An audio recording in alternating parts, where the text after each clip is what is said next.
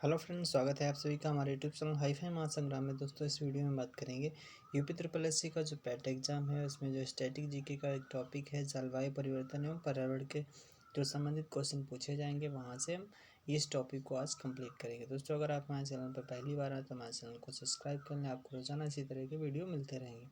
दोस्तों, हमने प्लेलिस्ट बना के रखी है स्टैटिक जीके की, और हमारे चैनल पर जा करके उसमें सभी टॉपिक को कवर किया गया है। कुछ टॉपिक अभी चल रहे हैं, तो देख लेते हैं। आज का टॉपिक है जलवायु परिवर्तन एवं पर्यावरण। तो सबसे पहले देख लेते हैं जलवायु परिवर्तन होता क्या है। तो अगर विशाल क्षेत्र है एक और लंबे समय तक कोई भी मौसम की अवस्था व विविधता के औसत को ही जलवायु कहा जाता है। अगर जब चेंजिंग हो जाती है तो उसे ही क्या कहा जाता है, लंबे समय के बाद, तो उसे ही जलवायु परिवर्तन कहा जाता है या जलवायु कहा जाता है। आगे देख लेते हैं। मौसम हर रोज़ बदलता है लेकिन जलवायु नहीं बदलता है, यानी मौसम बदलता रहता है, जलवायु नहीं बदलता है। जलवायु क्या होता है, एक लंबे समय बाद ही बदलता है। जलवायु को प्रभावित करने वाले कारक कभी पूछ लिए जाते हैं, कौन से होते हैं। तापमान होता है, वायुमंडलीय दबाव होता है, पवन होता है, आर्द्रता होती है, वर्षा होती है, ये प्रमुख कारक होते हैं। अब यहाँ से जो आगे क्वेश्चन पूछे जाते हैं जो इम्पोर्टेंट है, जैसे ग्लोबल वार्मिंग से पूछा जाता है। तो इसमें ये होता क्या है, तो पृथ्वी के औसत तापमान में 15 डिग्री सेंटीग्रेड में वृद्धि और ग्लोबल वार्मिंग के लिए जिम्मेदार गैसें, यहाँ से क्वेश्चन पूछा जाता है। तो नंबर 1 में क्या है, CO2 यानी कार्बन डाइऑक्साइड, जो 60% जिम्मेदार होती है। पेट्रोल होता है, डीजल का दहन, ये सब इसके जो वैश्विक तापमान के लिए यानी कि ग्लोबल वार्मिंग के लिए जिम्मेदार गैसें हैं।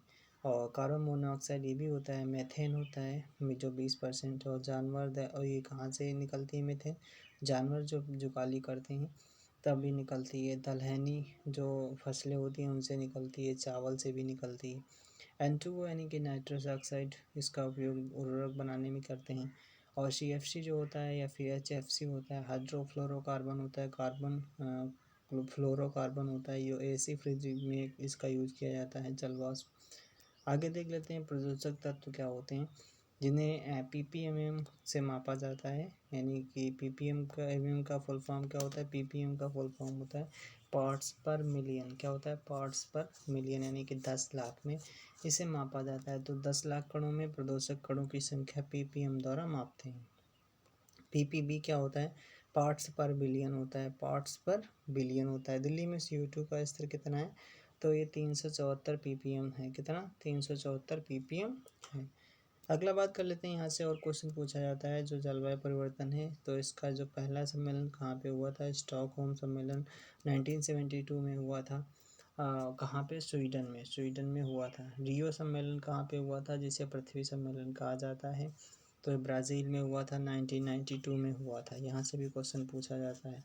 क्योटो प्रोटोकॉल कहाँ पे हुआ था, तो ये जापान में हुआ था, क्योटो नाम उस जगह पे हुआ था। कार्बन डेटिंग की अवधारणा को रखा गया था इसमें, और 1997 में हुआ था। भारत में बात कर लेते हैं। तो भारत ने क्या टारगेट रखा है, 2030 तक 175 गीगावाट नवीनीकरणीय ऊर्जा हम बनाएंगे, उत्पादित करेंगे।